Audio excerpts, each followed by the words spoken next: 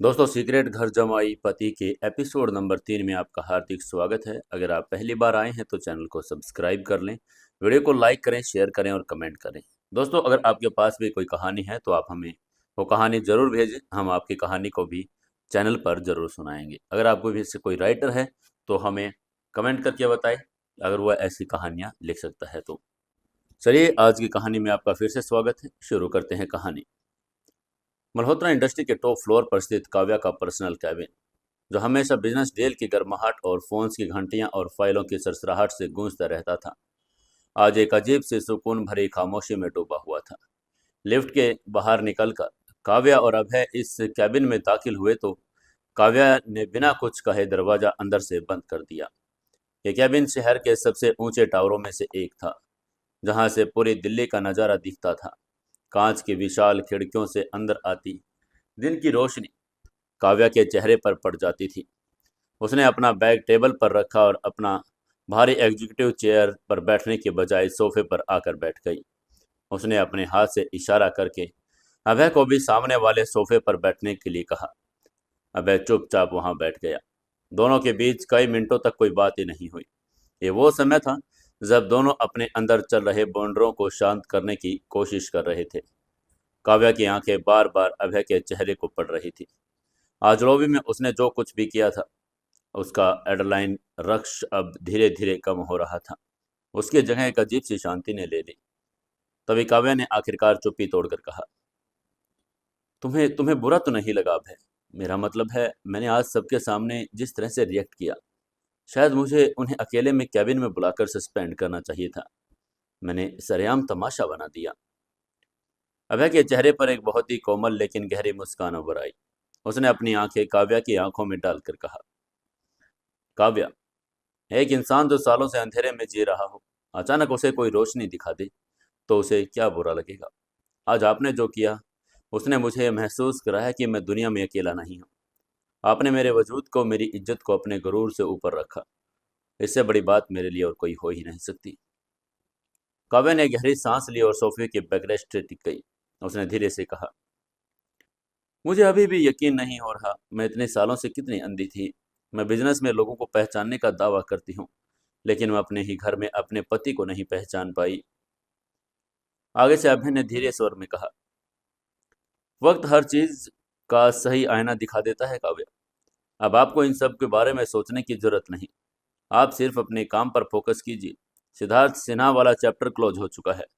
अब आपकी कंपनी को कोई नुकसान नहीं पहुंचा सकता।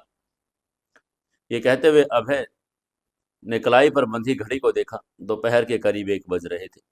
वो जानता था कि काव्या के पास आज बहुत सारे काम पेंडिंग हैं, और खासकर जब सिन्हा इंडस्ट्रीज के साथ डील कैंसिल हो चुकी थी और नए बेनामी इन्वेस्टर्स के साथ पेपर वर्क करना था।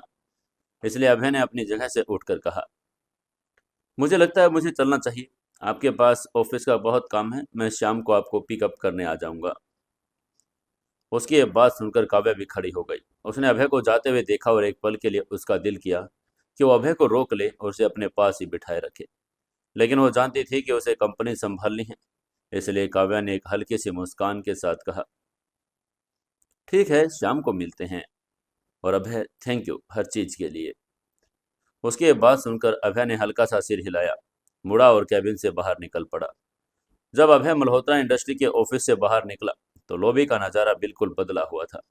जो लोग सुबह उसकी पीठ के पीछे फुसफुसा रहे थे, वो अब उसे देखते ही छिप रहे थे, जैसे कोई मौत का फरिश्ता आ गया हो। रिसेप्शनिस्ट ने उसे देखते ही सिर झुका लिया। गार्ड्स ने तुरंत दौड़कर उसके लिए मेन गेट खोला। काव्या की एक दहाड़ ने ऑफिस में अभय का रुतबा हमेशा के लिए बदल दिया था।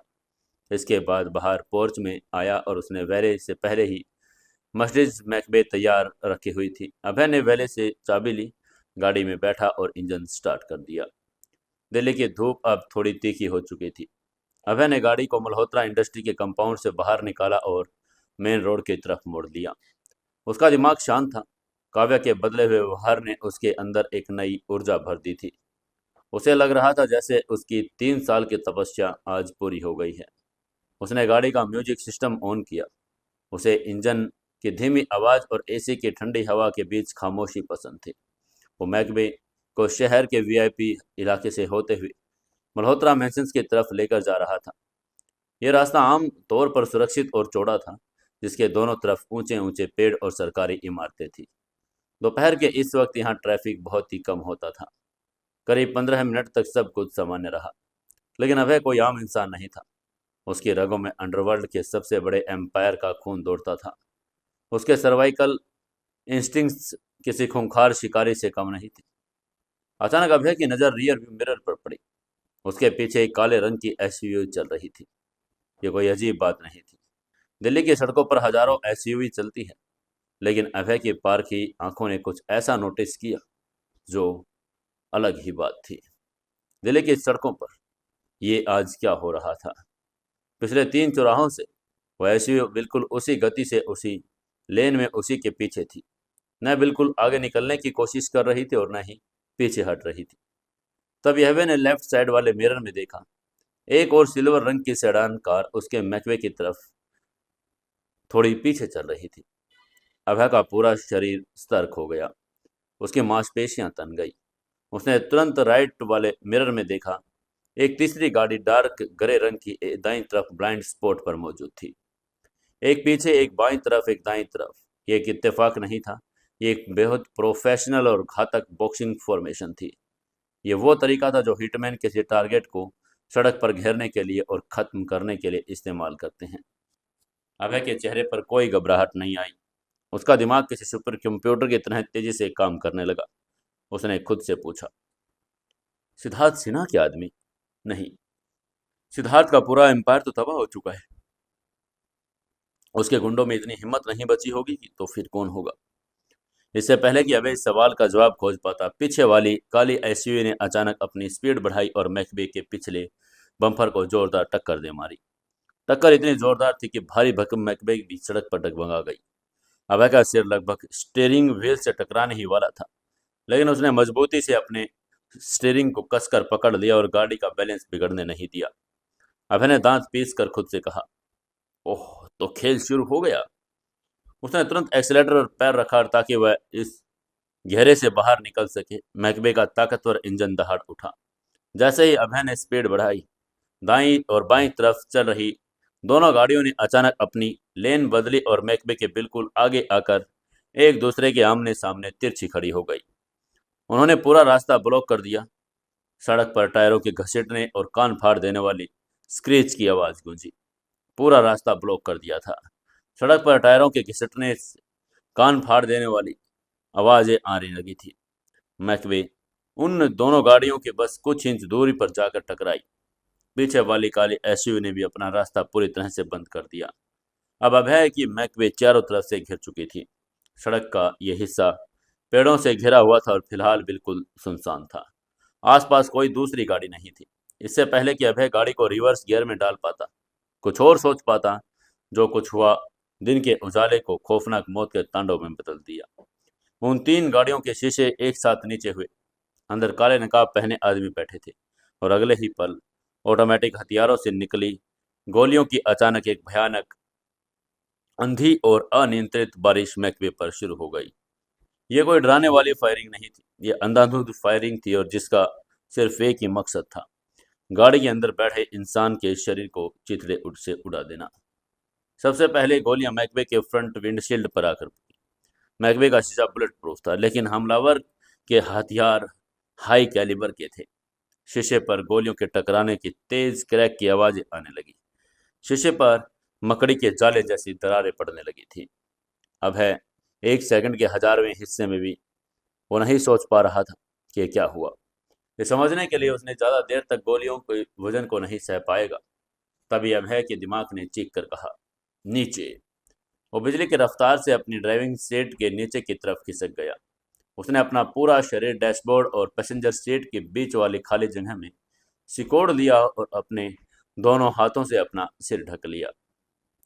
अगले ही पल फ्रंट विंडशील्ड पर एक जोरदार धमाके के साथ टूटकर अंदर की तरफ बिखर गया। गोलियों अब बैराकोट गाड़ी के अंदर घुसने लगी। सीटों पर महंगा इटालियन लेदर फटने लगा। डैशबोर्ड के टुकड़े हवा में उड़ने लगे। गोलियां गाड़ी के दरवाजे को चीरते हुए अंदर आ रही थी। पूरा कैबिन धुएं, बारूद की गंध और उड़ते हुए कांच के टुकड़ों से भर गया। अभय जहां छिपा हुआ था उसके ठीक ऊपर उसकी पीठ से कुछ इंच दूरी पर गोलियां सनसनाती हुई गुजर रही थी। म्यूजिक सिस्टम, एसी के वेंट्स और गाड़ी की छत छलनी हो रही थी।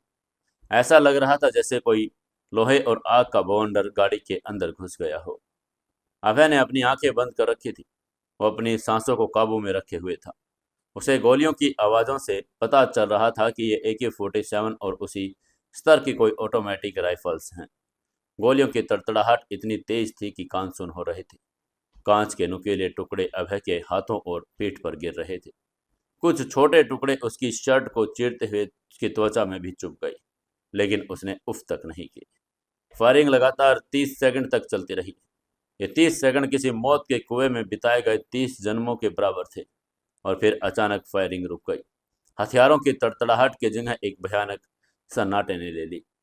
इस सन्नाटे में सिर्फ गोलियों के खाली खोखे के सड़क पर गिरने की छन छन की आवाज़ थी।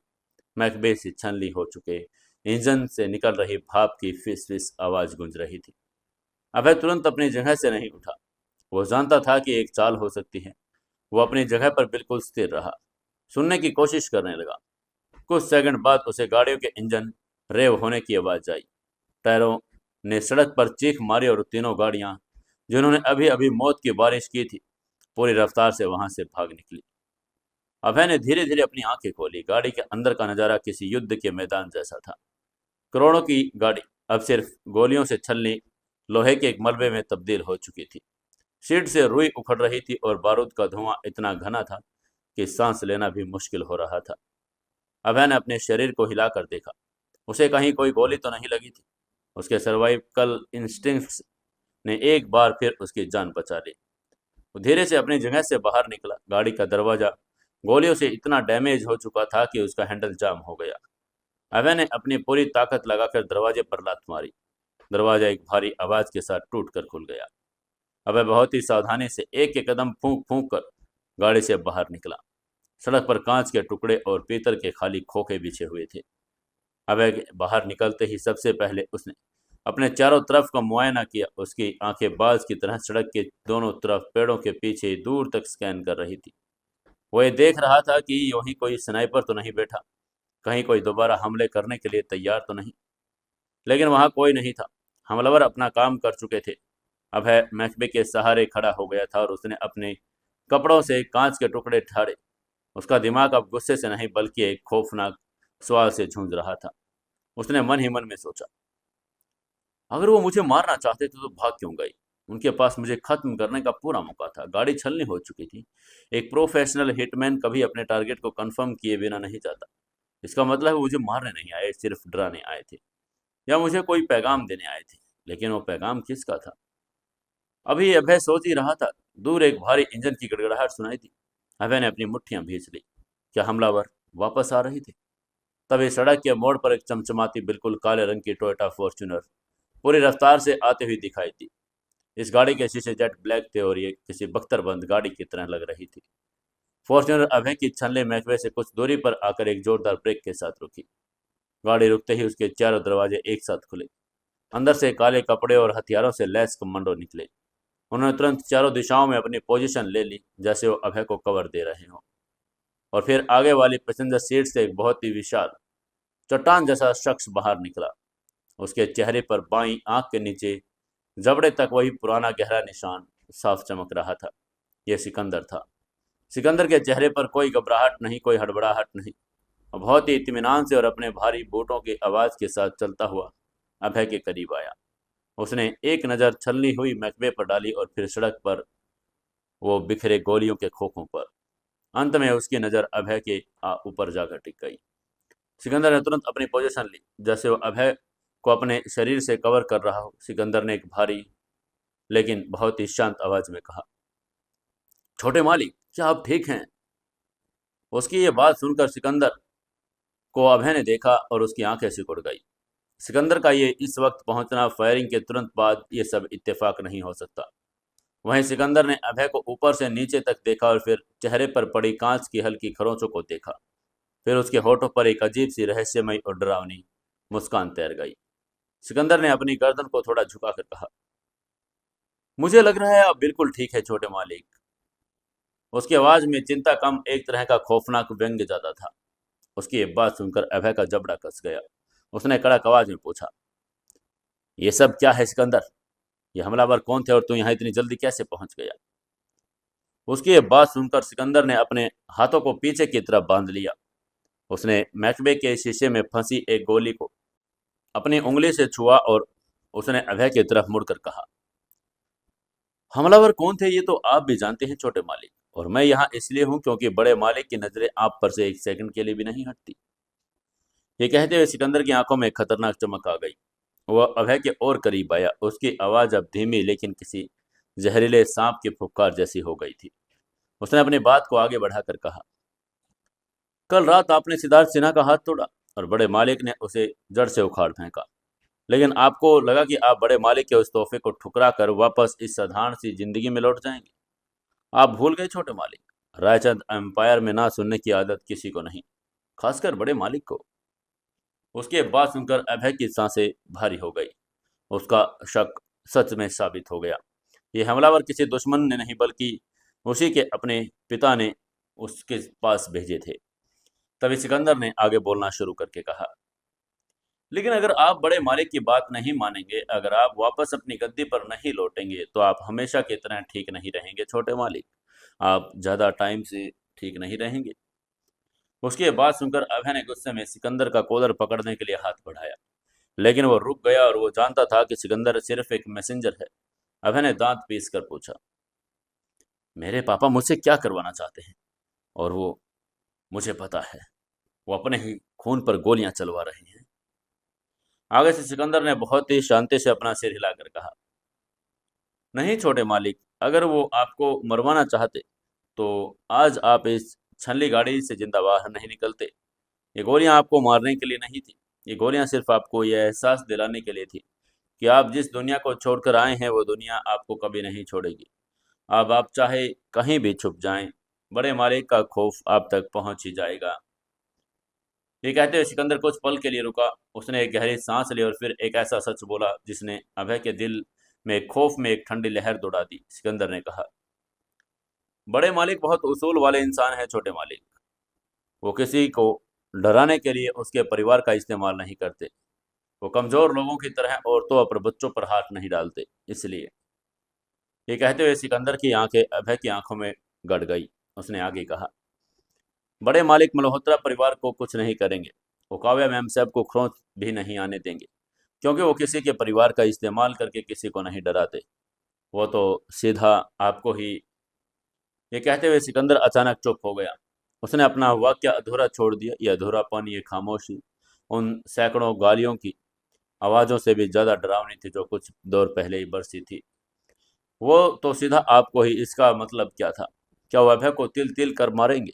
क्या वो अभय की रूह को इस कदर तोड़ देंगे कि वो खुद अपने घुटनों पर आकर उनके सामने गिड़गिड़ाएगा? या फिर वो अभय को इतना बेबस कर देंगे कि अभय खुद काव्या से दूर जाने पर मजबूर हो जाएगा? अभय के माथे पर पसीने की बूंदें उभर आई। वो मौत से नहीं डरता था, लेकिन अपने पिता की इस खौफनाक और मनोवैज्ञानिक चाल ने उसे अंदर तक हिला दिया था। उसके पिता उसे सीधा चोट पहुंचाएंगे ताकि अभय के दर्द को देखकर काव्या तड़पे, तो काव्या को नहीं मारेंगे। वो काव्या की दुनिया को उसके सामने छलनी करेंगे। सिकंदर ने अभय के चेहरे पर आते ही खौफ और उलझन के भाव को बहुत बारीकी से पढ़ लिया। वो जानता था कि उसका तीर बिल्कुल सही निशाने पर लगा है। सिकंदर के चेहरे पर एक कुटिल मुस्कान आ गई। उसे बहुत ही अदब से, लेकिन एक छुपी हुई धमकी के साथ अपना सिर झुका लिया। सिकंदर ने बहुत ही धीरे से पूछा, आप मेरी बात समझ रहे हैं ना छोटे मालिक? ये कहते हुए उसने एक कदम पीछे लिया और अपनी फॉर्च्यूनर की तरफ जाने के लिए मुड़ा, लेकिन मुड़ने से पहले उसने पीछे मुड़कर अभय को देखकर कहा, क्योंकि मैंने सुना है समझदार को इशारा ही काफी है। ये कहते हुए सिकंदर की आंखों में एक शैतानी चमक थी। फिर उसने आगे कहा, मैंने ठीक कहा ना? आप इतने समझदार तो हो ना छोटे मालिक? और ये सवाल नहीं था बल्कि एक अल्टीमेटम था। वो अपनी बात पूरी करने के बाद सिकंदर बिना अभय का जवाब का इंतजार किए फॉर्च्यूनर में जाकर बैठ गया। उसके आदमियों ने अपनी पोजीशन छोड़ी और गाड़ियों में बैठ गई। अगले ही पल काले रंग की वो भारी भरकम गाड़ी तेज धूल के उड़ाकर वहां से निकल गई और एक बार फिर सड़क सन्नाटा में छा गई। उस सुनसान सड़क पर सिर्फ अभय खड़ा था। उसके पीछे उसकी छलनी मर्सिडीज मैकबे खड़ी थी और उसकी उस शांत और आम जिंदगी का प्रतीक जिसे आज गोलियों से भून दिया गया था। अभय का दिमाग सुन्न हो चुका था। उसने अपनी मुट्ठियां इतनी जोर से भींची कि उसके नाखूनों से खून रिसने लगा और वो समझ गया कि अब भागने का कोई रास्ता नहीं। उसके पिता ने शंखनाद कर दिया है। वो अब लड़ाई दुश्मनों से नहीं बल्कि अपने ही खून से थी। अगर वो वापस नहीं लौटा तो उसके पिता उसे जिंदा नहीं छोड़ेंगे। अगर वो लौट गया तो वो अपनी काव्या को हमेशा के लिए खो देगा। सड़क पर बिखरे हुए कांच के टुकड़ों में अभय को अपने ही अक्स दिखाई दे रहा था। ये अक्स अब मल्होत्रा परिवार के घर जमाई का नहीं था। यह उस खूंखार शेर का अक्स था जिसे चारों तरफ से घेर लिया गया था। अब उसे अपनी जिंदगी, अपना प्यार और अपने वजूद को बचाने के लिए एक ऐसी खूनी जंग लड़नी थी जो शायद इस शहर में पहले कभी नहीं देखी होगी। तूफान अब दरवाजे पर नहीं, तूफान अंदर घुस चुका था। सड़क पर बिखरे कांच के टुकड़े, बारूद की घुटन भरी गंध, गोलियों से छलनी हुआ उस करोड़ों की मर्सिडीज मैकबे के बीच अभय रायचंद का बिल्कुल अकेला खड़ा था। सिकंदर की वो काली फॉर्च्यूनर अब तक आंखों से ओझल हो चुकी थी, लेकिन सिकंदर के कहे हुए खौफनाक शब्द अभी भी दिल्ली के उस सुनसान दोपहर की हवा में जहरीली धुएं की तरह तैरने लगे थे। बड़े मालिक मल्होत्रा परिवार को कुछ नहीं करेंगे, वो तो सीधा आपको ही। ये बात, अभय का दिमाग किसी तेज दौड़ती हुई मशीन की तरह काम करने लगा था। उसके पिता रायचंद एम्पायर के बड़े मालिक एक ऐसे इंसान थे जो शतरंज की चालें बिछाने में माहिर थे। वो सीधा वार नहीं करेंगे, बल्कि वह अभय को एक ऐसे मनोवैज्ञानिक चक्रव्यूह में फंसा रहे थे जहां अभय को खुद घुटने टेकने पड़े। ये गोलियों की बारिश उसे मारने के लिए नहीं बल्कि उसे ये बताने के लिए थी कि वो अपनी मर्जी से सांस भी नहीं ले सकता। लेकिन इन सब के बीच अभय को सबसे ज्यादा सिर्फ एक इंसान की ही हो रही थी, काव्या। अगर पुलिस यहाँ आ गई या मीडिया को भनक लग गई कि मल्होत्रा परिवार के दामाद की गाड़ी पर बीच सड़क पर अंधाधुंध फायरिंग हुई, तो ये खबर आग की तरह पूरे शहर में फैल जाएगी। अगर ये खबर किसी न्यूज़ चैनल या किसी कर्मचारी के जरिए काव्या तक पहुंची तो बुरी तरह से डर जाएगी। आज ही सुबह तो उसने काव्या की आंखों में अपने लिए एक प्यार, प्रवाह और सुकून देखा था। वो नहीं चाहता था कि कुछ ही घंटों के अंदर काव्या की यह शांति फिर से खौफ में बदल जाए। काव्या को नहीं लगना चाहिए कि सिद्धार्थ सिन्हा के आदमियों ने पलटवार किया या अभय की जान खतरे में है। अभय ने अपने होठों को भींच कर खुद से कहा, मुझे उसे खुद बताना होगा। इससे पहले कि ये खबर उस तक पहुंचे, मुझे उसके पास पहुंच जाना चाहिए। अभय ने एक आखिरी नज़र छलनी मैकबे पर डाली। गाड़ी का इंजन पूरी तरह से दम तोड़ चुका था। उसमें धुआं निकलना भी बंद हो गया था। यह गाड़ी मल्होत्रा परिवार के नाम पर रजिस्टर थी, इसलिए पुलिस जल्द ही काव्या और नीलम मल्होत्रा को संपर्क करेगी। और अभय के पास वक्त बड़ा कम था। उसने अपनी जेब से अपना फ़ोन निकाला। अपना पूरा अननोन फीचर फ़ोन उसने वहीं सड़क किनारे एक गहरी नाली में फेंक दिया, क्योंकि वो जानता था सिकंदर उसे ट्रैक कर रहा है। उसने अपना दूसरा स्मार्टफोन निकाला जिसे वो आमतौर पर इस्तेमाल करता था। उसने एक कैब बुक करने की कोशिश की, लेकिन इस वीरान इलाके में कोई कैब उपलब्ध नहीं थी। बिना एक पल बर्बाद किए अभय तेज कदमों से उस सड़क के बाहर मेन रोड की तरफ चलने लगा। उसके कपड़ों पर कांच के खरोंचों के निशान खून के हल्के थे और उसने बालों में भी कांच के टुकड़े का चूरा फंसा हुआ था। मेन रोड पर पहुंचते ही उसने देखा कि एक पुरानी काली पीली टैक्सी धीमी गति से आ रही थी। अभय ने हाथ देकर टैक्सी को रोका। टैक्सी ड्राइवर, जो एक अधेड़ उम्र का आदमी था, उसने अभय के धूल और हल्के से काली सने चेहरे को देखकर थोड़ा झिझक कर शीशा नीचे किया। ड्राइवर ने आगे पूछा, कहाँ जाना है साहब? अभय ने बिना कोई भाव दिखाए कहा, मल्होत्रा इंडस्ट्री, जल्दी चलो। ये कहते वो खुद पीछे का दरवाजा खोलकर अंदर बैठ गया। उसके बैठते ही ड्राइवर ने गाड़ी की रफ्तार बढ़ा दी। वो पुरानी और खटारा टैक्सी का सीट का स्पंज निकल रहा था। इंजन की आवाज़ कानों को चुभ रही थी। कहाँ वो करोड़ों की महकमे और यहाँ ये टैक्सी। लेकिन अभय को इन लग्जरी और सुख सुविधाओं से कोई फर्क नहीं पड़ रहा था। उसका दिमाग अभी सिर्फ और सिर्फ काव्या के कैबिन में पहुंचने के लिए दौड़ रहा था। सफर के दौरान अभय खिड़की के बाहर दिल्ली की भागती दौड़ती जिंदगी को देख रहा था और लोग अपने रोजमर्रा के कामों में व्यस्त थे, इस बात से पूरी तरह बेखबर कि इसी शहर के एक हिस्से में अभी अभी अंडरवर्ल्ड का एक खेल खेला गया। और अभय सोच रहा था कि वो काव्या को ये सब कैसे बताएगा। क्या उसे सच बताएगा कि यह हमला उसके पिता ने करवाया, या वो कोई कहानी गढ़ेगा। अगर वो ये सच बताता तो काव्या जान जाएगी कि अभय का अतीत कितना खतरनाक है। और अगर वो झूठ बोलता है तो अगर काव्या ने उस पन पे या विश्वास के साथ धोखा देगा तो वो बहुत ही ऑफिस के लॉबी वो कैसे बताएगा। अभय ने एक गहरी सांस लेकर मन ही मन फैसला करके कहा, नहीं, मैं उसे झूठ नहीं बोल सकता। मैं उसे सब कुछ बता दूंगा, चाहे वो डर जाए, चाहे वो मुझसे नफरत करने लगे, लेकिन हमारे बीच कोई झूठ का कोई पर्दा नहीं रहेगा। करीब 20 मिनट के लंबे और बेचैन कर देने वाले सफर के बाद टैक्सी मल्होत्रा इंडस्ट्री की गगनचुंबी इमारत के सामने आकर रुकी। अभय ने ड्राइवर को पैसे दिए और तेजी से बाहर निकल गया। जैसे ही अभय ने मल्होत्रा इंडस्ट्री के विशाल कांच के दरवाजों के अंदर लॉबी में कदम रखा, वहां का माहौल एक बार फिर से बदल गया। आज सुबह की उस घटना के बाद अभय इस ऑफिस के लिए कोई मजाक नहीं बल्कि एक खौफ और इज्जत का दूसरा नाम बन चुका था। सिक्योरिटी गार्ड्स ने उसे देखते ही तुरंत तन कर सैल्यूट किया। रिसेप्शन पर बैठी लड़कियां जो पहले उसे देखकर फुसफुसाती थी, उन्होंने तुरंत अपनी नजरें झुका ली और काम का नाटक करने लगी।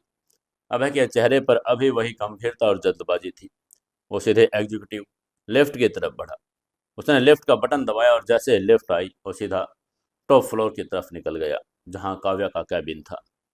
लिफ्ट के दरवाजे खोलते हुए तेज कदमों से काव्या के कैबिन में गया। काव्या के कैबिन के बाहर उसकी पर्सनल सेक्रेटरी तान्या खड़ी थी। तान्या ने जैसे ही अभय को उनकी तरफ आता देखा, और घबराकर अपनी कुर्सी से खड़ी हो गई। आज सुबह लॉबी में काव्या का वो रौद्र रूप देखने के बाद तान्या जानती थी कि अभय सर के साथ किसी भी तरह की बदतमीजी उसकी नौकरी खा सकती है। तान्या ने हकलाकर सिर झुकाकर कहा, गुड गुड आफ्टरनून अभय सर। अभय ने बिना किसी औपचारिकता के सीधी और सख्त आवाज में पूछा, क्या काव्या अंदर है? तान्या ने घबरा कर कहा, नहीं सर, मैम तो कैबिन में नहीं है। उसकी ये बात सुनकर अभय के कदम वहीं ठिठक गए, उसकी भौहें सिकुड़ गई। उसने तान्या की तरफ देखकर कहा, नहीं है मतलब कहाँ गई वो? मैंने उससे कहा था कि मैं उसे शाम को पिक करने आऊंगा। आगे से तान्या ने अपने डेस्क पर रखे रजिस्टर्स को देखा और जल्दी से जवाब देकर कहा, सर, मैम तो एक बहुत ही अर्जेंट मीटिंग के लिए जा रही थी। आपको पता ही है कि सिन्हा इंडस्ट्री के साथ डील कैंसिल होने के बाद मीटिंग का इनविटेशन आया था। उन्होंने कहा था कि अगर आज मीटिंग नहीं हुई तो फंड्स किसी और प्रोजेक्ट में लगा देंगे। उसकी ये बात सुनकर अभय के दिमाग के तुरंत घंटी बज गई। उसने तुरंत घबरा कर पूछा, इन्वेस्टर? कौन इन्वेस्टर? क्या नाम है उसका? ताना ने तुरंत उसकी बात का जवाब देकर कहा, सर, मुझे उनका नाम तो नहीं पता। सारी बातचीत मैम ने खुद अपने पर्सनल फ़ोन से की थी। इन्वेस्टर्स की तरफ से उनके किसी सेक्रेटरी ने कॉल किया था। मैम बहुत जल्दी में थे और उन्होंने मुझे बस पीछे की कुछ मीटिंग्स कैंसिल करने को कहा और तुरंत निकल गई। उसके बाद सुनकर अभय की सांसें तेज होने लगी। सिकंदर। अभय के दिमाग में पहला नाम यही था। सिकंदर ने कल रात ही फ़ोन पर कहा था कि उसने काव्या की कंपनी के लिए बेनामी इन्वेस्टर्स का इंतजाम कर दिया है। इसका मतलब है ये मीटिंग कोई आम बिजनेस मीटिंग नहीं थी। ये रायचंद एम्पायर का बिछाया हुआ एक और जाल था। इसलिए उसने तुरंत घबरा कर कहा, कहाँ गई है काव्या? अभय की आवाज अब काम पति की चिंता से बदलकर छोटे मालिक की इस खौफनाक और आदेशात्मक आवाज में तब्दील हो गई, जिसे सुनकर सामने वाला कांप जाए। तान्या डर के मारे पीछे एक कदम हट गई। उसने घबरा कर कहा, सर सर, वो द रॉयल एंड होटल गई हैं, the royal and hotel. Delhi का एक बहुत ही आलीशान 7 स्टार होटल था जो अपनी प्राइवेसी, महंगी सुविधाएं और वीआईपी गेस्ट के लिए मशहूर था। लेकिन कोई इन्वेस्टर पहले ही मीटिंग किसी होटल के कमरे में क्यों करेगा? आमतौर पर ऐसे डील्स ऑफिस के बोर्ड रूम या किसी हाई एंड रेस्टोरेंट में होती है। अभय ने गुस्से में पूछा, होटल में क्यों, और वो अकेली गई है? आगे से तान्या ने लगभग कांप कर कहा, हाँ सर, इन्वेस्टर ने शर्त रखी कि मीटिंग पूरी तरह से कॉन्फिडेंशियल होगी और मैम को अकेले ही आना होगा। मैम को फंड्स की सख्त जरूरत थी, इसलिए वो मान गई। उसकी ये बात सुनकर अभय ने अपने दांत पीस लिए। ये पूरी तरह से एक ट्रैप लग रहा था। सिकंदर ने कहा था कि मल्होत्रा परिवार को नुकसान नहीं पहुंचाएंगे, लेकिन अभय अपने पिता के काम करने के तरीकों को बहुत अच्छी तरह जानता था। वो कभी सीधी चालें नहीं चलते थे। इसलिए तुरंत उसने आगे पूछा, मीटिंग होटल के किस हिस्से में है, रेस्टोरेंट या किसी कॉन्फ्रेंस हॉल में? तान्या ने तुरंत जवाब देकर कहा, नहीं सर, इन्वेस्टर्स ने एक प्राइवेट स्वीट बुक किया है। मुझे बस इतना पता है कि मीटिंग रूम नंबर 113 में है। मैम ने मुझे ये इमरजेंसी मीटिंग नोटिंग के लिए कहा करवाया था। उसकी बात सुनकर अभय ने मन ही मन धीरे से कहा, रूम नंबर 113। अभय ने नंबर अपने दिमाग में दर्ज कर लिया और इसके बाद वो एक सेकंड भी वहां नहीं रुका, तुरंत लिफ्ट की तरफ मुड़ा। अभय ने जाते हुए कहा, थैंक यू ताना। ताना बस सिर हिलाकर रह गई। उसने अभय की आंखों में एक ऐसी आग देखी जो किसी भी इमारत को राख कर सकती थी। लिफ्ट से नीचे आते ही अभय का दिमाग 100 दिशाओं में दौड़ रहा था। एक होटल का कमरा, कोई अनजान इन्वेस्टर, काव्या का अकेले जाना। ये स्थिति किसी भी एंगल से सुरक्षित नहीं थी। अभय को पता था कि काव्या कितनी महत्वाकांक्षी है और कंपनी को बचाने के लिए वो खुद कोई रिस्क ले सकती है। सिद्धार्थ सिन्हा वाली घटना के बाद उसे और भी ज़्यादा सावधान रहना चाहिए था, लेकिन कंपनी को बचाने की धुन में उसने शायद इस बात पर ध्यान ही नहीं दिया कि कोई इन्वेस्टर इतनी जल्दी और इतनी अजीज शर्तों पर मीटिंग क्यों बुलाएगा। लॉबी में पहुंचते ही अभय लगभग दौड़कर ऑफिस से बाहर निकला। अभय के मन के अंदर जले हुए मैकबे की याद। उसने खुद से कहा, मुझे अपनी गाड़ी चाहिए थी। इसी वक्त ये सोचते उसने पोर्च में खड़े सिक्योरिटी गार्ड की तरफ इशारा करके कहा, एक टैक्सी रोको तुरंत। अभय की आवाज में इतना खौफ और अधिकार था और तभी गार्ड ने बिना कोई सवाल किए मेन गेट की तरफ दौड़ लगा दी। कुछ ही सेकंड में गार्ड ने एक दूसरे टैक्सी को ऑफिस के गेट पर लाकर खड़ा कर दिया। अभय तुरंत उसमें बैठ गया और अभय ने टैक्सी ड्राइवर को निर्देश देकर कहा, द रॉयल एंड होटल। जितना तेज चला सकते हो चलाओ। अगर तुमने 15 मिनट के अंदर मुझे वहां पहुंचा दिया तो तुम्हें मुंह मांगा पैसा दूंगा। ड्राइवर ने रॉयल एंड होटल का नाम सुनते ही गाड़ी को पूरे एक्सीलेटर के साथ आगे बढ़ा दिया। टैक्सी दिल्ली के ट्रैफिक को चीर कर आगे बढ़ रही थी। अभय ने अपनी आंखें बंद कर ली और खुद को शांत करने की कोशिश की। गुस्सा और घबराहट उसे कोई फायदा नहीं पहुंचाने वाले थे। उसे एक ठंडे दिमाग से काम लेना था। अगर रूम नंबर 113 में उसके पिता का कोई आदमी हुआ या सिकंदर खुद हुआ तो अलग बात थी, लेकिन अगर कोई इन्वेस्टर कोई और ही हुआ तो सिद्धार्थ सिन्हा का कोई जानने वाला या कोई ऐसा शख्स जो काव्या की इस मजबूरी का फायदा उठाना चाहता हो, तो अभय कसम खा रहा था कि इस बार हड्डियां नहीं तोड़ेगा, सीधा जान से मार देगा। सफर का हर एक मिनट अभय के लिए सीढ़ियां सर्दियों के जैसा लंबा होने लगा। बार बार वो अपनी घड़ी देख रहा था। अभय ने मन ही मन में सोचा, काश मैंने तुम्हें जाने से पहले अपना पूरा सच बता दिया होता काव्या। काश तुम जानती कि तुम्हारी कंपनी को अब किसी बाहरी इन्वेस्टर की जरूरत नहीं। तुम्हारा पति खुद पूरा शहर खरीद सकता है। करीब 18 मिनट के बाद टैक्सी रॉयल एंड होटल के उस बहुत भव्य और राजसी मेन गेट के सामने आकर रुकी। इस होटल का आर्किटेक्चर किसी पुराने महल जैसा था। सफ़ेद मार्बल की दीवारें, भारी सुनहरे दरवाजे और पोर्च में खड़ी करोड़ों की गाड़ियां इस बात का सबूत थी कि यहाँ सिर्फ शहर के सबसे अमीर और ताकतवर लोग ही आते हैं। अभय ने अपनी जेब में से 500 के नोट निकाले और बिना गिने ड्राइवर की सीट पर फेंक कर कहा, रख लो। इतना कहकर वो तेजी से अंदर की तरफ भाग गया। होटल के मेन गेट के ऊपर खड़े ऊंचे और चौड़े बाउंसरों ने अभय को अंदर जाने से रोकना चाहा, क्योंकि अभय के कपड़े धूल और हल्के से खून के धब्बों से सने हुए थे, जो एक वीआईपी होटल के ड्रेस कोड को बिल्कुल खिलाफ थे। तब एक बाउंसर ने अपना हाथ आगे बढ़ाकर कहा, एक्सक्यूज मी सर, आप अंदर नहीं जा सकते।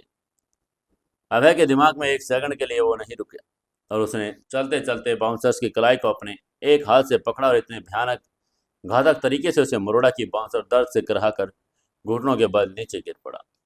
अभय ने एक सर्द फुफकार के साथ कहा, रास्ते से हट जाओ वरना ये हाथ तुम्हारे शरीर से अलग कर दूंगा। ये कहते उसने बाउंसर्स को झटके की एक तरफ से धकेल दिया। दूसरा बाउंसर ये देखकर घबरा गया और पीछे हट गया। उसने अपने वॉकी टॉकी पर सिक्योरिटी हेड को बुलाने की कोशिश की, लेकिन तब तक होटल की शानदार लॉबी में अभय दाखिल हो चुका था। लॉबी बहुत ही शांत और आलीशान थी। बैकग्राउंड में एक धीमा सा पियानो बज रहा था, लेकिन अभय के दिमाग से युद्ध के नगाड़े बजने लगे थे। उसकी नज़र सीधे रिसेप्शन पर गई। वहां जाकर वो पूछ सकता था, लेकिन तान्या ने उसे पहले ही रूम नंबर बता दिया था, रूम नंबर 113। आमतौर पर 5 स्टार होटल के 100 सीरीज वाले कमरे फर्स्ट फ्लोर पर होते हैं और अभय ने लिफ्ट का इंतजार करने के बजाय लॉबी के दाहिनी तरफ बने उस विशाल और घुमावदार सीढ़ियों को चुना जो सीधे फर्स्ट फ्लोर की तरफ जा रही थी। वो दो सीढ़ियां एक साथ लांघ कर ऊपर पहुंचा। फर्स्ट फ्लोर का कॉरिडोर बहुत ही लंबा, शांत और मध्यम पीली रोशनी से नहाया हुआ था। फर्श पर इतना मोटा और मुलायम कालीन बिछा था कि कदमों की आवाज़ बिल्कुल नहीं आ रही थी। अभय की आंखें दरवाजे पर लंबे प्लेट्स को स्कैन कर रही थी। 101, 105 और 109 सबकी धड़कनें तेज हो रही थी, और फिर कॉरिडोर के बिल्कुल आखिर में एक बड़ा सा लकड़ी का नकाशीदार दरवाजा था। उसके ऊपर सुनहरे अक्षरों में लिखा था 113। ये कोई नॉर्मल कमरा नहीं था। दरवाजे की चौड़ाई और उसके बाहर की सजावट से ही पता चल रहा था कि यह एक होटल का प्रेसिडेंशियल स्वीट है। अब वह धीरे धीरे चलकर उस दरवाजे के बिल्कुल सामने आकर खड़ा हो गया। उसने गहरी सांस ली। उसका शरीर किसी स्प्रिंग की तरह तन कर खड़ा हो गया, जो कभी इतना झपट सकता था कि उसने अपना कान दरवाजे के ठंडे लकड़ी के पैनल पर लगाया और अंदर की आवाज़ें सुनने की कोशिश करने लगा। अंदर से बहुत ही धीमी आवाज़ें आ रही थी। कमरा साउंड प्रूफ था, इसलिए शब्द साफ नहीं सुनाई दे रहे थे, लेकिन यह तय था कि अंदर कोई बात कर रहा है। अब मैंने अपनी मुट्ठी बांधी। वो दरवाजे को खटखटा सकता था, लेकिन वो सामने वाले को संभलने का मौका नहीं देना चाहता था। वो जानना चाहता था कि अंदर चल क्या रहा है। उसने दरवाजे के हैंडल को पकड़कर धीरे से नीचे की तरफ दबाया। हैंडल लॉक नहीं था। ये अजीब बात थी। आमतौर पर होटलों के कमरों के अंदर से लॉक होते हैं, लेकिन शायद इन्वेस्टर्स ने काव्या के आने पर दरवाजा बंद तो किया, लेकिन इलेक्ट्रॉनिक रूप से लॉक करना भूल गया, जानबूझकर खुला छोड़ा है। अभय ने बिना कोई आवाज किए बहुत ही धीरे से दरवाजे को हल्का सा अंदर की तरफ धकेला। दरवाजा बिना किसी चरमराहट के खुल गया। अभय अंदर की तरफ दाखिल हुआ। कमरा अंदर से बहुत ही विशाल और आलीशान था। सामने एक छोटा सा वेटिंग एरिया था और आगे मुख्य लिविंग रूम, जहां बड़े बड़े सोफे और एक कांच की मेज रखी थी। कमरे के अंदर की रोशनी बड़ी मध्यम थी। खिड़कियों पर भारी पर्दे पड़े हुए थे और अभय बिना कोई आहट किए एक परछाई की तरह वेटिंग एरिया को पार करके लिविंग रूम के दरवाजे तक पहुंचा। और फिर उसने अंदर का जो नज़ारा देखा, अभय की आंखों में खून उतर दिया। लिविंग रूम के बीचों बीच उसे एक महंगे लेदर पर सोफे पर काव्या बैठी थी। एक बहुत ही असहज और डरी हुई लग रही थी। उसके चेहरे का रंग उड़ा हुआ था। उसका लैपटॉप बैग मेज पर रखा था, लेकिन कोई फाइल बाहर नहीं थी। काव्या के ठीक सामने सोफे के किनारे पर टिक कर एक आदमी खड़ा था। यह आदमी एक महंगे सूट में, उसके पेट अभय की तरफ थी, इसलिए अभय उसका चेहरा नहीं देख पा रहा था। लेकिन उस आदमी के हाव भाव और उसका काव्या की तरफ झुकना अभय को सिद्धार्थ सिन्हा की याद दिला रहा था। उस आदमी के हाथ में एक शैंपेन का गिलास था। वो काव्या के बहुत नीची और डरावनी आवाज में कुछ कह रहा था। उस आदमी की आवाज में गंदा और खतरनाक इशारा झलक रहा था। उस आदमी ने एक गंदे मुस्कान के साथ कहा, मैंने आपको यहाँ सिर्फ बिजनेस डील के लिए ही बुलाया। काव्या जी, मल्होत्रा इंडस्ट्री को मेरी जरूरत है और मुझे आपकी। इस बंद कमरे में जो डील होगी वो कागजों पर नहीं, मेरे और आपके बीच होगी। उसकी ये बात सुनकर काव्या के उसने गुस्से में और डर में कांप कर खड़े होने की कोशिश करके कहा, आप अपनी हद पार कर रहे हैं मिस्टर। मैंने सोचा कि आप एक प्रोफेशनल इन्वेस्टर हैं। मुझे ये डील नहीं करनी, मुझे जाने दीजिए। काव्या जैसे ही दरवाजे की तरफ मुड़ने के लिए उठे, उस आदमी ने झटके से अपना शैंपेन का गिलास मेज पर पटकार काव्या का हाथ पकड़ने के लिए आगे बढ़कर कहा, इतनी जल्दी भी क्या है काव्या?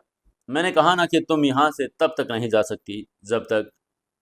लेकिन वो आदमी अपना वाक्य पूरा नहीं कर पाया और इससे पहले उसकी उंगलियां काव्या के हाथ को छू भी पाती, अंधेरे हिस्से से मौत का एक खामोश बौंडर बाहर निकला। अभय ने एक ही छलांग में लिविंग रूम के उस दूरी को पार कर लिया। उस आदमी को अपने पीछे किसी के होने का एहसास तक नहीं हुआ, और अगले ही पल अभय के मजबूत और लोहे जैसे कठोर हाथ ने उस आदमी के गले के पीछे से जकड़ लिया और काव्या के मुंह में एक चीख निकल गई। लेकिन जैसे उसने अभय को देखा, उसकी चीख उसके गले में अटक गई। अभय ने उस आदमी के गले में इतनी भयानक ताकत से दबाया कि उस आदमी के हाथ पैर हवा में छटपटाने लगे। उसकी आंखों की पुतलियां बाहर आने लगी। अभय ने उससे एक झटके में अपनी तरफ खींचा और फिर अपनी पूरी ताकत से उसे कांच के उस भारी मेज पर दे मारा। कांच की वो महंगी मेज एक जोरदार धमाके के साथ चकनाचूर हो गई। वो आदमी उन कांच के टुकड़ों के बीच जाकर गिरा। उसके मुंह से खून की एक धार फूट निकली। वो दर्द से चीखना चाहता था, लेकिन अभय के उस वार ने उसकी पसलियां तोड़ दी और उसके कपड़ों से हवा बाहर निकल चुकी थी। कमरे में सिर्फ उस आदमी के खांसने और करहाने की आवाज़ें गूंज रही थी। काव्या सदमे में थी और सोफे के किनारे चिपक कर खड़ी हो गई। वो समझ ही नहीं पा रही थी कि अभय अचानक यहाँ कैसे पहुँच गया। वहीं अभय ने उस आदमी की तरफ कोई ध्यान नहीं दिया। उसकी नज़र सीधी काव्या पर गई। अभय का चेहरा गुस्से से लाल था।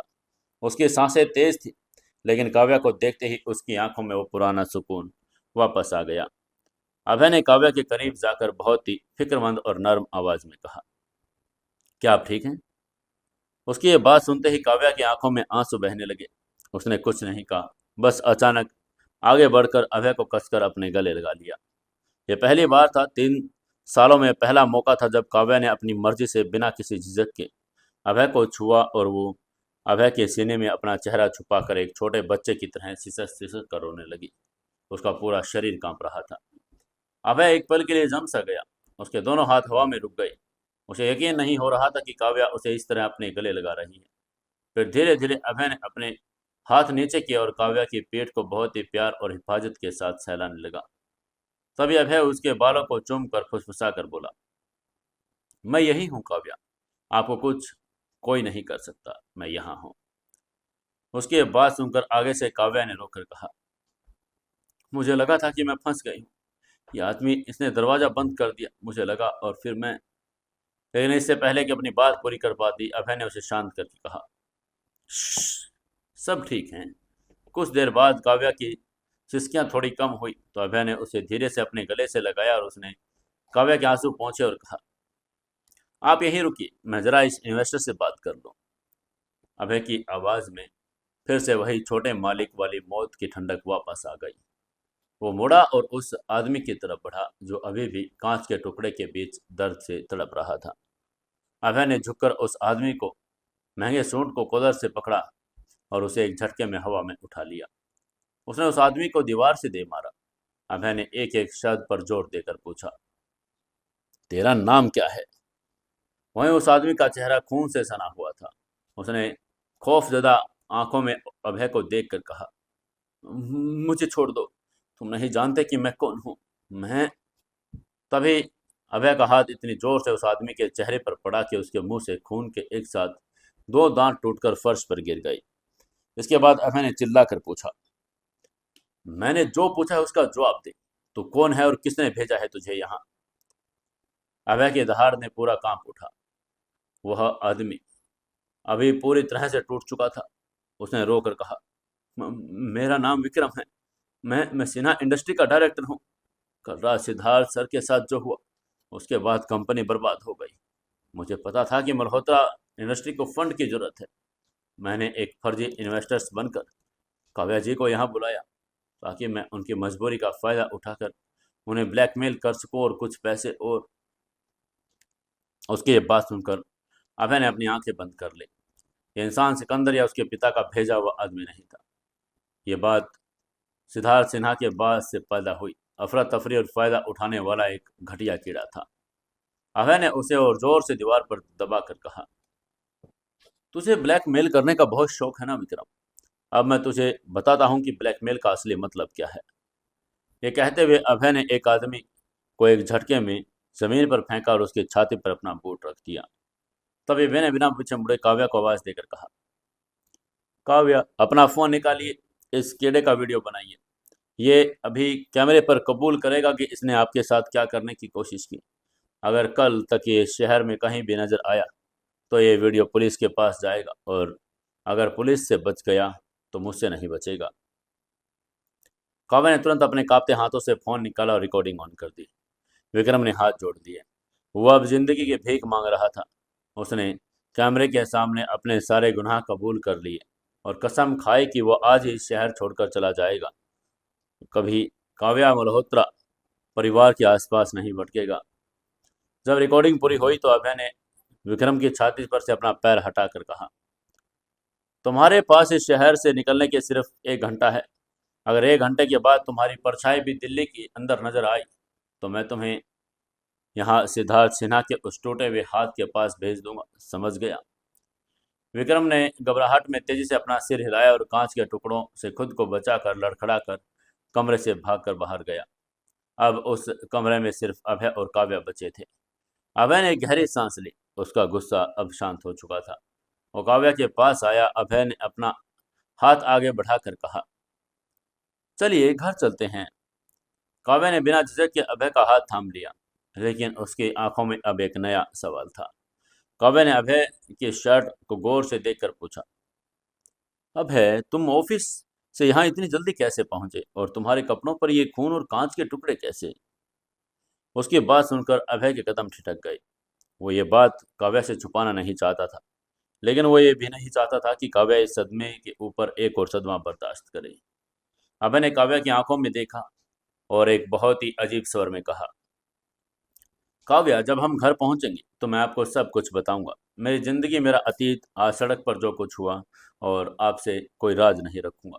लेकिन अभी अभी आपको बस मुझ पर भरोसा करना होगा। क्या आप मुझ पर भरोसा कर सकती हैं? काव्या ने बिना पलक झपकाए पूरे विश्वास के साथ कहा, मेरी जिंदगी में अब सिर्फ एक ही सच है, और वो तुम हो। मैं तुम पर खुद से ज्यादा भरोसा करती हूँ। उसकी यह बात सुनकर अभय के चेहरे पर एक हल्की सी मुस्कान आ गई। उसने काव्या के हाथ पर अपनी पकड़ मजबूत करके कहा, तो फिर चलिए। तूफान अभी खत्म नहीं हुआ था, काव्या, लेकिन जब तक मैं आपके साथ हूँ, कोई भी हवा आपको छू नहीं पाएगी। दोनों ने एक दूसरे का हाथ थामकर द रॉयल एंड होटल के उस कमरे से बाहर कदम रखा। काव्या अब जान चुकी थी कि उसका पति कोई फटीचर घर जमाई नहीं, बल्कि उसका सबसे बड़ा रक्षक है। लेकिन अब यह जानता था कि असली परीक्षा अभी बाकी है। उसे घर तक जाकर पिता के बारे में, सिकंदर और उस खूनी रायचंद एम्पायर के सच को बताना था। और जो सच, जो शायद उनके इस नए रिश्ते को हमेशा के लिए बदल कर रख देगा। द रॉयल एंड होटल के उस दम घोटों और खौफनाक प्रेसिडेंशियल स्वीट नंबर 113 से बाहर निकलते हुए काव्या को ऐसा लगा जैसे किसी भयानक बुरे सपने से जागकर असली दुनिया में वापस आ रही हो। कुछ देर पहले उसकी सांसें अटक गई थी। जहां उसे अपना वजूद और अपना आत्मसम्मान एक घटिया इंसान के लालच की भेंट चढ़ता नजर आ रहा था, वहीं अब उसके हाथ में अभय का मजबूत, सुरक्षित और कोमल हाथ था। वो दोनों होटल के उस लंबे और शांत कॉरिडोर में आते हुए लॉबी की तरफ बढ़ रहे थे। काव्या के कदम अभी भी थोड़े लड़खड़ा रहे थे। उसका शरीर उस सदमे और एड्रेनालिन रश के बाद अब थकान दूर कर रहा था। अभय ने उसे थोड़ा बहुत ही हिफाजत के साथ करीब रखा हुआ था, और जैसे कोई अनमोल चीज हो जिसे वो दुनिया की हर बुरी नज़र से बचाना चाहता हो। लॉबी में पहुंचते ही होटल के स्टाफ बाउंसरों की नज़रें फिर से उन पर टिक गई। जिस बाउंसर का हाथ अभय ने मरोड़ा था, वो दूर जाकर खौफ में खड़ा उन्हें देख रहा था। लेकिन किसी की भी हिम्मत नहीं कि वो आगे आकर अभय का रास्ता रोक ले।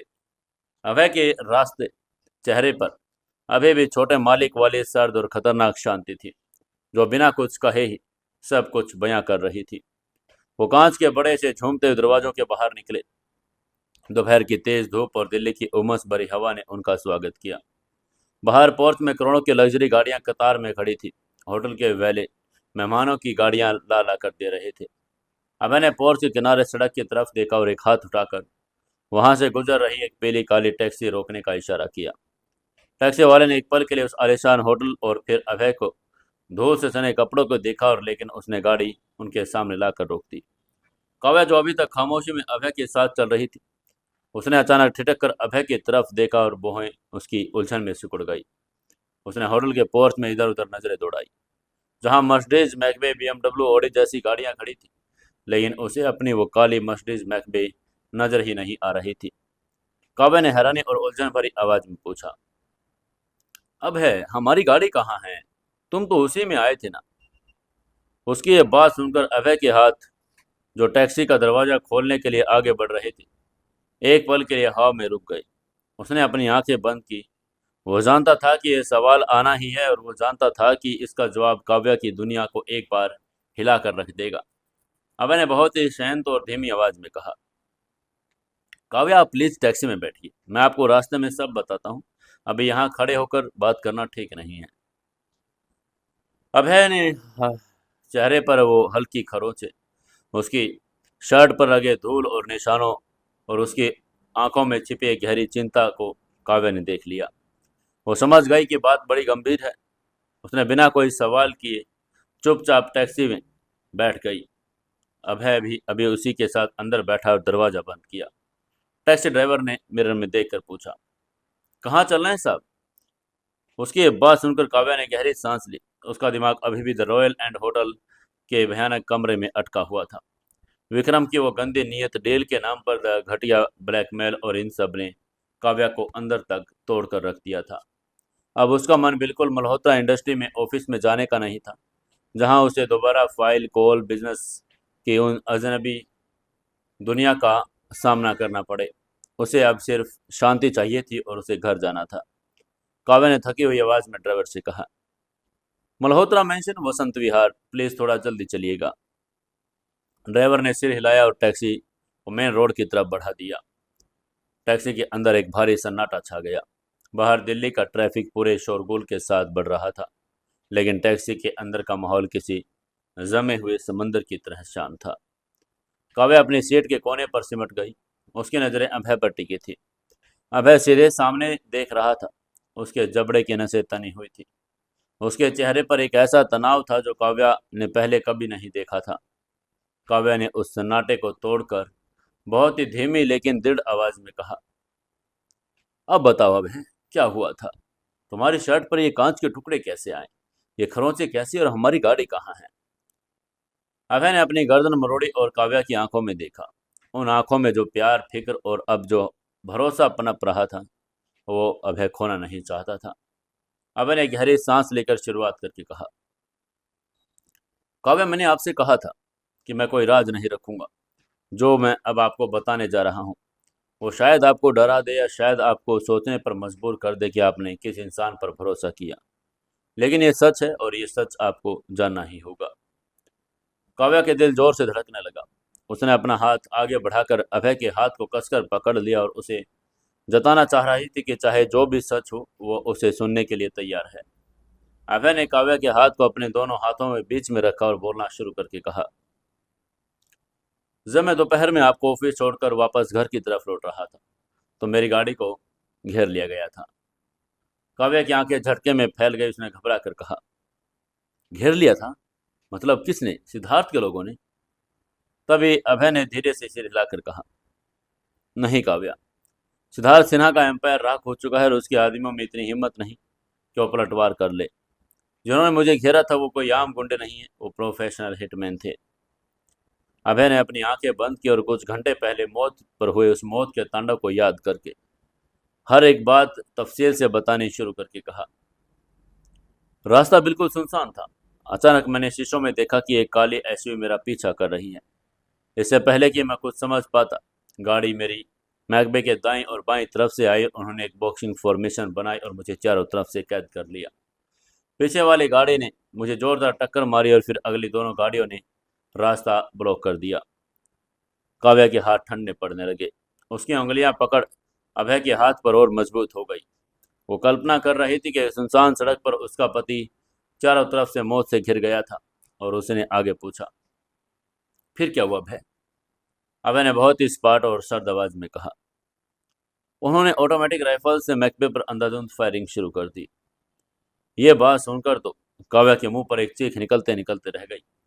उसने अपने दूसरे हाथ से अपना मुंह ढक लिया और उसने चिल्लाकर कहा, क्या? तब अभय ने अपनी शर्ट में लगे कांच के उन बारीक टुकड़ों की तरफ इशारा करके कहा, हाँ काव्या, सैकड़ों गोलियां। हालांकि उनकी बुलेट प्रूफ गाड़ी थी, लेकिन उनके हथियार बहुत भारी थे। विंडशील्ड टूटकर अंदर गिर गई। मुझे बचने के लिए डैशबोर्ड के नीचे छिपना पड़ा। गोलियां मेरे पीठ सिर के ऊपर से ठीक सनसनाती हुई गुजर रही थी। कांच के टुकड़े, उड़ती हुई बारूद, रुई का धुआं। हमारी वो करोड़ों की महकबे अब सिर्फ गोलियों के छलनी लोहे के मलबे में तब्दील हो चुकी है। मेरे शर्ट पर ये खरोच और ये टुकड़े उसी टूटे हुए शीशे के हैं। काव्या की आंखों से आंसुओं की धार बह निकली। वह सोचकर ही सिर उठे कि अगर अभय को एक और भी गोली लग जाती तो क्या होता। काव्या सिसक कर अभय के सीने से लग गई। उसने घबरा कर कहा, हे भगवान, अभय तुम्हें कुछ हो जाता तो मैं क्या करती? वो लोग तुम्हें मारना चाहते थे, लेकिन तुम बच कैसे गए? क्या पुलिस आ गई थी? अभय ने काव्या को अपनी बाहों में समेट लिया, लेकिन सच जो उसे बताना था वो उन गोलियों से ज्यादा भारी था। आगे अभय ने काव्या के बालों को सहलाकर कहा, पुलिस नहीं आई थी काव्या, और वो लोग मुझे मारने नहीं आए थे। काव्या ने हैरानी से अपना चेहरा उठाया और आंसू भरी आंखों में अभय को देखकर कहा, मारने नहीं आए थे मतलब क्या है? अगर उन्होंने सैकड़ों गोलियां चलाई तो उनका मकसद तुम्हारी जान लेने का ही तो था। ये बात सुनकर आगे से अभय ने गहरी सांस छोड़ी और कहा, अगर वो सच में मुझे मारने आए होते काव्या, तो मुझे गाड़ी में ही खत्म कर सकते थे। गाड़ी छलनी होने के बाद वो रुके नहीं। उन्होंने कंफर्म भी नहीं किया कि मैं मर गया जिंदा हूँ। वो फायरिंग करके तुरंत वहां से निकल गए, क्योंकि मुझे सिर्फ डराना चाहते थे। वो मुझे एक पैगाम देना चाहते थे। उसकी ये बात सुनकर काव्या का दिमाग पूरी तरह से चकरा गया। उसने घबरा कर कहा, कैसा पैगाम और किसने भेजा था उन्हें? अभय ने एक नाम का जिक्र करके कहा, गोलियां चलने के ठीक बाद वो सिकंदर आया। ये वो नाम था जो कल रात उसने इस कहानी का एक डरावना हिस्सा बनाया था। उसके ये बात सुनते ही काव्या ने तुरंत पूछा, सिकंदर? वही आदमी जिसने कल रात सिद्धार्थ सिन्हा का हाथ काटा था? आगे से अभय ने तुरंत सिर हिलाकर कहा, हाँ, वो काले रंग की फॉर्च्यूनर में आया। उसने आकर मुझे कवर किया। मुझे वो पैगाम दिया है जिसका वो खूनी खेल रचा गया था। तभी काव्या ने सांस रोककर पूछा, क्या कहा उसने? उसकी ये बात सुनकर आगे से अभय ने उसकी आंखों में एक अजीब सा दर्द, गुस्सा और बेबसी के साथ उभर आया। अभय ने सिकंदर के उन खौफनाक शब्दों को दोहरा कर कहा, उसने कहा, अगर आप बड़े मालिक की बात नहीं मानेंगे तो आप ज़्यादा टाइम ठीक नहीं रहेंगे। बड़े मालिक मल्होत्रा परिवार को तो कुछ नहीं करेंगे, लेकिन वो किसी के परिवार का इस्तेमाल करके किसी को डरा, वो सीधा आपको ही खत्म करेंगे। उसकी ये बात सुनकर काव्या की सांसें अटक गई। उसने घबरा कर कहा, बड़े मालिक? अब ये बड़े मालिक कौन हैं? अभय, ये लोग तुम्हारे पीछे क्यों पड़े हैं? सिद्धार्थ सिन्हा का चैप्टर तो क्लोज हो चुका है। अब ये कौन सी नई आफत है? टैक्सी एक लाल बत्ती पर रुकी। अभय ने खिड़की के बाहर देखा। दिल्ली की उस भीड़ में वो खुद को बहुत अकेला महसूस कर रहा था। उसने वापस काव्या की तरफ देखा और तय किया कि अब कोई भी सच छुपाना ठीक नहीं होगा। इसलिए उसने सच बताकर कहा, काव्या, बड़े मालिक कोई और नहीं, मेरे पिता हैं। अभय की आवाज़ बड़ी भारी हो चुकी थी। यह वाक्य किसी बम की तरह टैक्सी के उस छोटे से कैबिन में फट गया। काव्या की आंखें फटी रह गई। उसका शरीर सुन पड़ गया। उसने चौंक कर पूछा, तुम्हारे पिता? लेकिन मोम तो हमेशा कहती थी कि तुम एक अनाथ हो, तुम्हारे परिवार में कोई नहीं, और ये तुम्हारे पिता तुम पर गोलियां भी क्यों चलवाएंगे? उसकी ये बात सुनकर अभय ने कड़वी मुस्कान के साथ कहा, नीलम, जो वही जानती है जो मेरे पिता ने आपके पिता को बताने के लिए कहा था। ये सच है कि मेरी माँ मुझे बचपन में छोड़कर चली गई, लेकिन मेरे पिता वो इस देश के सबसे बड़े और सबसे खूंखार अंडरवर्ल्ड एम्पायर के एक मालिक हैं। उनका नाम लेना भी इस शहर में खौफ पैदा करता है, और सिकंदर वो उनका दायां हाथ है, उनका सबसे वफादार आदमी। उसकी ये बात सुनकर काव्या को लग रहा था कि जैसे उसके पैरों के नीचे की ज़मीन खिसक गई। जिस इंसान को 3 साल से एक दब्बू और गरीब घर जमाई समझती थी, वो असल में अंडरवर्ल्ड के एक बहुत बड़े माफिया का वारिस था। तब अभय ने आगे बात बताकर बोला, मैं उनका इकलौता बेटा हूँ काव्या, उनका वारिस। वो दुनिया मुझे छोटे मालिक के नाम से जानती है। मेरा बचपन, मेरी जवानी सब उसी खून, उसी खौफ और उसी सत्ता के बीच से गुजरी है। मैंने सब वो किया जो माफिया का बेटा करता है। लेकिन अभय की आवाज़ में गहरी पीड़ा थी। उसने दर्द भरी आवाज़ में कहा, मैं उस दुनिया से नफरत करने लगा था। मैं वो खूनी गद्दी नहीं चाहता था। मैं इंसानों की तरह जीना चाहता था। और फिर मैं आपके पिता से मिला। वो मेरी सच्चाई जानते थे, लेकिन उन्होंने मेरे अंदर के उस इंसान को देखा जो इस अंधेरे से बाहर आना चाहता है। उन्होंने मुझे एक नई जिंदगी दी। उन्होंने मुझे आपके हाथ सौंप दिया। उसकी ये बात सुनकर आगे से उसने काव्या रो रही थी। वह इस बात की पूरी सच्चाई के वजन को महसूस कर रही थी। वहीं अभय ने इस बात को आगे बढ़ाकर फिर कहा, मैंने अपने पिता की वो दुनिया छोड़ दी काव्या। मैंने उस एम्पायर से बगावत करी। 4 साल तक मैंने अपने सारे निशान मिटा दिए। मैं इस मल्होत्रा मैंशंस में एक नौकर घर जमाई बनकर जलता रहा, सिर्फ इसलिए ताकि मैं उस दुनिया की नज़रों से दूर रह सकूं, आपके करीब आ सकूं। आपका प्यार, आपकी झलक ही मेरी नई दुनिया थी। उसकी ये बात सुनकर काव्या ने अपने हाथों से अपना मुंह ढक लिया। उसके आंसू रुकने का नाम नहीं ले रहे थे। उसने फिर आगे कहा, अभय, तुमने मेरे लिए, सिर्फ मेरे लिए इतना बर्दाश्त किया, और मैंने तुम्हें क्या दिया? सिर्फ ताने, नफरत।